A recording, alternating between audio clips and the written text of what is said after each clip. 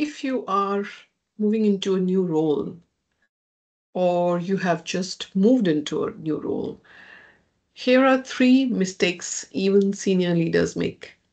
And this video is all about avoiding those three mistakes.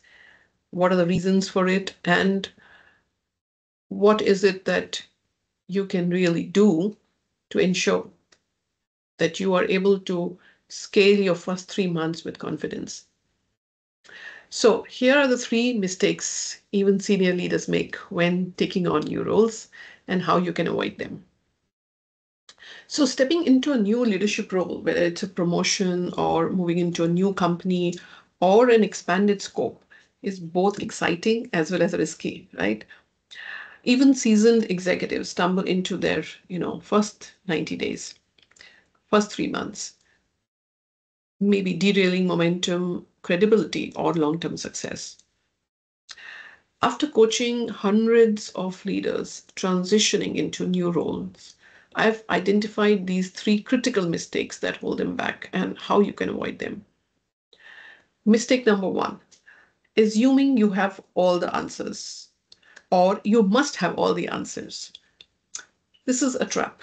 Many leaders feel pressurized to immediately perform, prove their competence. They jump into decision making, assert their vision, or dismiss any inputs coming from the people right below them, alienating their teams and missing key insights. Why does it happen? Because it's a fear of appearing uncertain or inexperienced or unsure. Sometimes it's also the overconfidence that you bring in from your past success in different contexts. So, how do we fix it? The first step is to listen first and act later.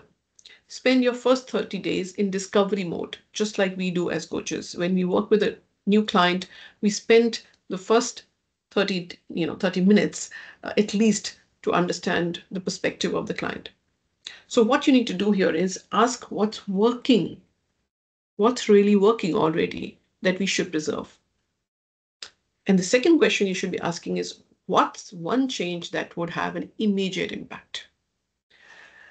Here you need to leverage your team's wisdom because they already know, they have been in the system for a while, right? You need to admit that I'm here to learn from you first. This builds trust and surfaces any hidden challenges. A tech executive I coached was struggling with a division, and he resisted initially any early calls to clean house.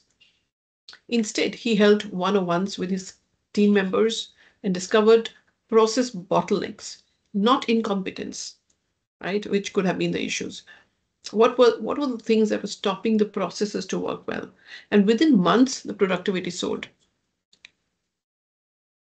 Mistake number two, over prioritizing.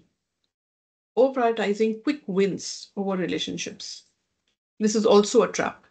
Leaders rush to deliver visible results because they feel cost reduction or reorganization can really show immediate results to people.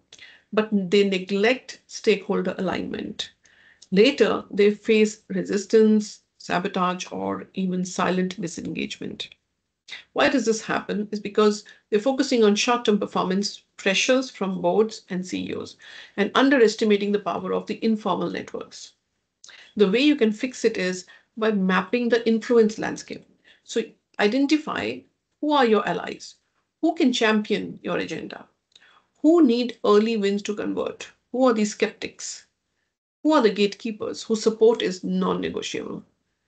Invest in coffee chats before pushing changes, meet key stakeholders, and curiosity should be there to know what would success look like for you in this role.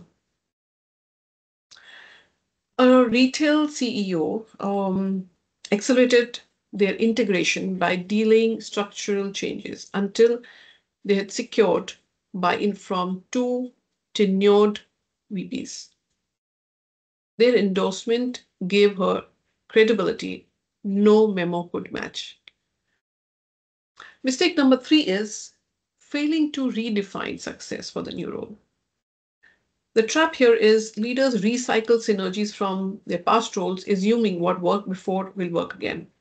But higher level leadership requires different skills. For example, influencing without authority, managing ambiguity, or navigating politics. Why does it happen? Comfort with familiar behaviors in the past, lack of clarity about the new roles, unspoken expectations.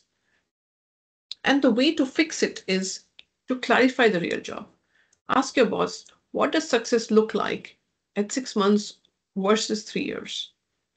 Upgrade your toolkit. If you move from operations to strategy, for example, shift from solving problems to framing the right problems. Hire a coach or a mentor. An external perspective always helps to spot blind spots faster. A manufacturing SVP promoted to the C suite was struggling until he realized his job was no longer about efficiency, but shaping investor narratives. Coaching helped him pivot his communication style. So, what's the bottom line? Bottom line is transitions are make or break moments for leaders. Avoid these mistakes by starting with humility. You don't know what you don't know. Balancing action with relationship building. And third is to redefine what good leadership means in this role. So now it's your turn. Let me know which of these resonate most. If you're transitioning into a new role, book a free strategy session with me to craft your 90-day roadmap. Let's ensure your next move is your best one. Speak soon.